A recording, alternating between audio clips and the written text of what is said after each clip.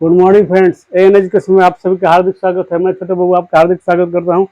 आज के सेशन में हम लोग बिहार पुलिस की तैयारी कैसे करें इसके बारे में जानकारी प्राप्त करेंगे। जैसे कि इसके एग्जाम के बारे में जानते हैं। इसका एग्जाम दो स्तर पर होता है। पहला होता है प्रारंभिक जांच, जिसको पीटी कहते हैं, ये 100 नंबर का होता है। दूसरा शारीरिक जांच, ये भी 100 नंबर का होगा, जैसे कि नोटिफिकेशन में दिया हुआ है। अब पीटी परीक्षा जो होती है, इसमें कौन कौन से सब्जेक्ट आएंगे इसके बारे में जानते हैं। पीटी परीक्षा जो होगी, यह बिहार की जो मैट्रिक परीक्षा होगी, मैट्रिक स्तर के सभी विषय होंगे, जिसमें संस्कृत आपका नहीं होगा। इंग्लिश की भी संभावना कम होती है, फिर भी आशा है कि इससे प्रश्न रह सकते हैं।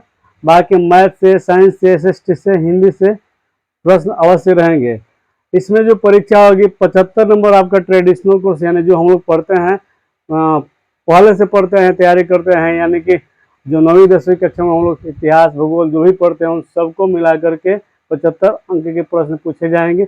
और उसके बाद जो 25 नंबर के जो प्रश्न है, वो बिहार से और करंट अफेयर से। इसमें बिहार स्पेशल करंट का हम लोग विशेष रूप से अध्ययन करेंगे, जिसमें से अधिकांश प्रश्न लड़ने की आवश्यकता और लड़ता है। चलिए जानते हैं कि साइंस, जब इसमें हम लोग साइंस की बात करते हैं तो साइंस के 3 सब्जेक्ट होते हैं। बायोलॉजी होता है, केमिस्ट्री होता है, फिजिक्स होता है। बायोलॉजी से 10 नंबर आने की संभावना होती है।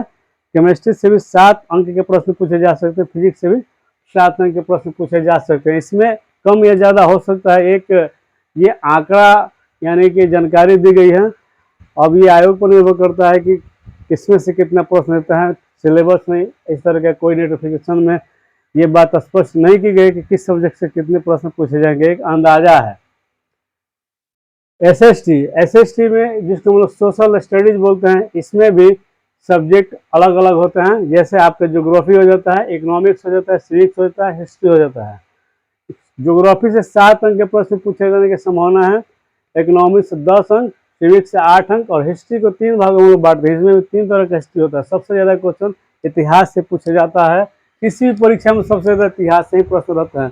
हालांकि अब उसके लेवल में आपका साइंस भी आ गया है, साइंस से भी अधिकांश प्रश्न रह रहे हैं। इतिहास को 3 भागों में बांटते हैं। एंशिएंट यानी कि प्राचीन इतिहास, मेडिएवल यानी कि मध्यकालीन भारत, मॉडर्न यानी कि आधुनिक इतिहास।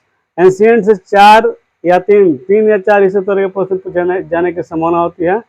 मेडिएवल में 5 अंक के प्रश्न पूछे जा सकते हैं। मॉडर्न में सबसे अधिक प्रश्न पूछे जाते हैं। सबसे ज़्यादा मॉडर्न हिस्ट्री पर ध्यान देने की आवश्यकता होती है। बात करते हैं कि हिंदी,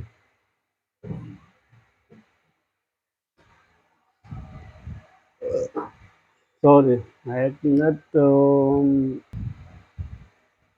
अब देखते हैं हम लोग कि जो बायोलॉजी विषय है, उसमें से कौन कौन से इंपॉर्टेंट चैप्टर होते हैं, जिसको पढ़कर हम लोग इसमें सफलता हासिल कर सकते हैं। कुछ मुख्य चैप्टर्स को इंगित किया गया है, जिसमें से प्रश्न पूछे जाने की ज़्यादा से ज़्यादा संभावना होती है। वैसे आपको अगर समय मिले तो किताब का सही से, यानी कि पुस्तकों का सही से अध्ययन करना जरूरी होता है, जो बिहार सरकार के द्वारा चलाई जाती है, खासकर इसके लिए। अब बायोलॉजी में बात करते हैं, कोशिका चैप्टर, विटामिन, पाचन तंत्र, पीएच मान, जीवों का वर्गीकरण, जिसको टैक्सोनॉमी भी बोलते हैं, मानव रोग और प्राणी जगत। इन 7 चैप्टरों का यदि हम अध्ययन करते हैं तो हमारे प्रश्न नहीं के बराबर छूटने की संभावना बनेगी। केमिस्ट्री में यदि हम लोग परमाणु संख्या, रेडियो सक्रियता, औषधि एवं रसायन, धातु एवं अधातु, इतने चैप्टर का अध्ययन कर लेते हैं तो इसका से भी हमारा काम लगभग चल जाएगा। फिजिक्स में बात करें तो मात्रक एवं बीमारी से अधिक प्रश्न पूछे जाने की संभावना बनी रहती है। गति के नियम, ध्वनि, ऊष्मा, नाभिकीय ऊर्जा, खोज एवं विविध, इन सबसे प्रश्न आने की संभावना रहती है। हिंदी में बात की जाए तो इसमें वाक्य संरचना, यानी कि वाक्य के बारे में, मुहावरा के बारे में, संधि विच्छेद के बारे में, वर्ण के बारे में, संज्ञा, काल एवं समास के बारे में, यदि इतने चैप्टरों का अध्ययन कर लेते हैं तो हिंदी भी हमारा लगभग ठीक हो जाएगा। इसमें भी ज़्यादा हजूरी करने की जरूरत नहीं पड़ेगी अगर इतना हम चैप्टर क्लियर कर लेते हैं तो। इकोनॉमिक्स की बात करते हैं तो ये थोड़ा सा पेचीदा विषय होता है, क्योंकि इसमें ज़्यादा से ज़्यादा जो प्रश्न पूछे जाते हैं करेंट से संबंधित करके प्रश्न पूछे जाते हैं। इकोनॉमिक। हम बात करते हैं सिविक्स की, जिसको हम लोग सामाजिक विज्ञान के तहत रखते हैं, या जिसको पॉलिटिकल साइंस या राज व्यवस्था के तहत जानते हैं। इसमें भी आपको यदि प्रजातंत्र, मूल अधिकार, सरकार, सरकार से मेरा मतलब है न्यायपालिका, कार्यपालिका एवं व्यवस्थापिका, तीनों का अध्ययन, संसद सहित यदि कर लेते हैं तो सरकार लगभग पूरी हो जाती है। न्यायालय, पंचायती राज, प्रमुख अनुच्छेद एवं संशोधन, राष्ट्रपति और प्रधानमंत्री, इतने टॉपिक्स का हम लोग यदि अध्ययन करते हैं तो हमारा सिविक्स से प्रश्न भी अच्छा खासा बन जाएगा। उसके बाद आते हैं हम लोग हिस्ट्री के संबंध में। हिस्ट्री में इतनी हिस्ट्री है तो एंशियंट हिस्ट्री की बात करते हैं। इसमें महाजनपद काल, सिंधु सभ्यता, वैदिक सभ्यता, चोल साम्राज्य, पांचवा विजय नगर एवं बहमनी। अगर इतने महत्वपूर्ण चैप्टरों का अध्ययन करते हैं तो इससे हमारा काम अच्छा रहेगा। बात करते हैं मेडिएवल हिस्ट्री यानी कि मध्यकालीन भारत। इसमें मुख्य रूप से हम लोग दिल्ली सल्तनत, मुगल काल का अध्ययन करते हैं।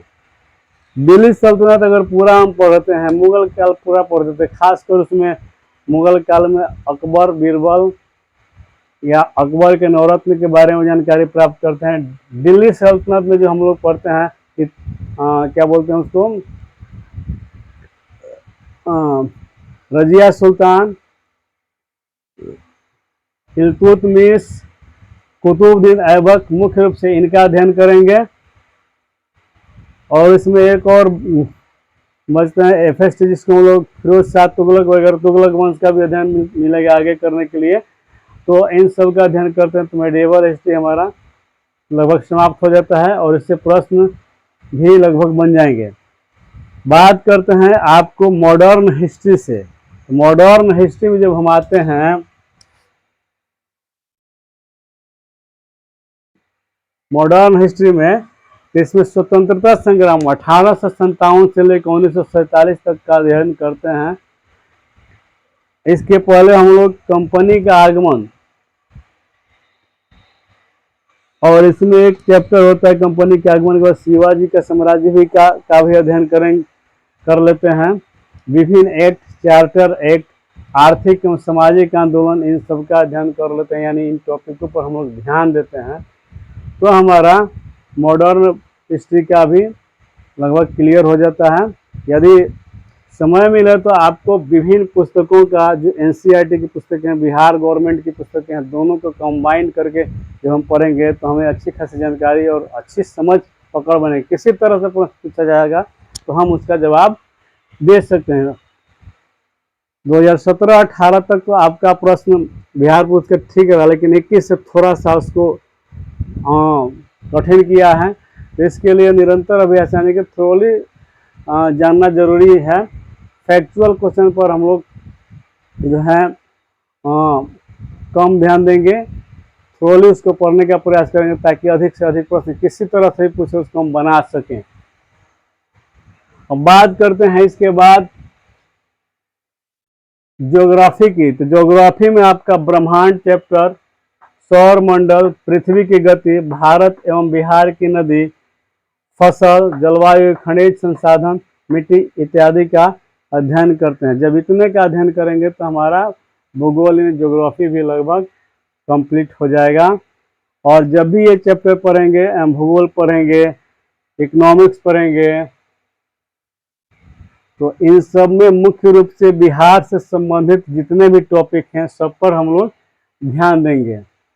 इकोनॉमिक्स की बात करें तो इसमें राष्ट्रीय आय आपका महत्वपूर्ण है, मानव सूचकांक, पंचवर्षीय योजनाएं, भारतीय वित्त बाजार, आर्थिक सुधार, प्रमुख योजना, भारत प्लस बिहार, ये दोनों के हम लोग योजनाओं को जानकारी रखनी आवश्यक होगी। और उसके बाद जनगणना से भी प्रश्न पूछे जा रहे हैं तो जनगणना का भी ध्यान देना होगा, खासकर बिहार के संबंध में। भारत का तो अध्ययन करेंगे ही करेंगे, लेकिन बिहार का भी अध्ययन करना जरूरी है। तो हमको लगता है कि अगर इन सब टॉपिकों का आसानी से अध्ययन करते हैं तो पूरा का पूरा हमारा सिलेबस कवर हो जाएगा। इसके अलावा हम अलग से बिहार स्पेशल की पुस्तकें लेंगे जिसमें से स्टैटिक जीके होते हैं, जैसे बिहार का राजकीय पशु, बिहार का राजकीय फूल, चिड़िया, उसके बाद उसकी मिट्टी, बहुत सारे ऐसे चीज़ होते हैं जो बिहार स्पेशल से हम लोग पढ़ेंगे तो कंप्लीट हो जाएगा। इसके साथ साथ करंट अफेयर्स, रोज की घटनाओं को ध्यान देंगे, पेपर का अध्ययन करेंगे, या पेपर का अध्ययन नहीं भी करते हैं तो हम लोग SPD का वार्षिकांक लेंगे, जो कि बहुत ही बढ़िया होता है। तो करंट अफेयर्स का भी हम लोग अगर रोज प्रैक्टिस करेंगे, रोज इसको, यानी कि प्रतिदिन हम इसको क्या करेंगे, नियमित रूप से समाचार पत्र को देखेंगे, उसका नोट्स बनाएंगे, तो ये भी हमारा लगभग क्लियर हो जाएगा। कोई भी गाइड, कोई भी पुस्तक 100% या वीडियो 100% परीक्षा में प्रश्न आने की गारंटी नहीं देता है। ये आपके समझ, आपकी पढ़ाई, आप कितना ग्रहण करते हैं, कितना अच्छे से क्वेश्चन को पकड़ पाते हैं, इन सब पे निर्भर करता है। क्योंकि गाइडर जो होता है, टीचर जो होता है, सिर्फ आपको गाइड करता है, बाकी सफलता आपके प्रयास, आपके मेहनत पर निर्भर करती है। तो चलिए गाइस, चलिए बच्चों, हम लोग इसको यहीं पर समाप्त करते हैं। आशा है कि वीडियो पसंद आया होगा। यदि वीडियो पसंद आया तो लाइक शेयर सब्सक्राइब दोस्तों में करें। तब तक के लिए धन्यवाद। जय हिंद, जय भारत।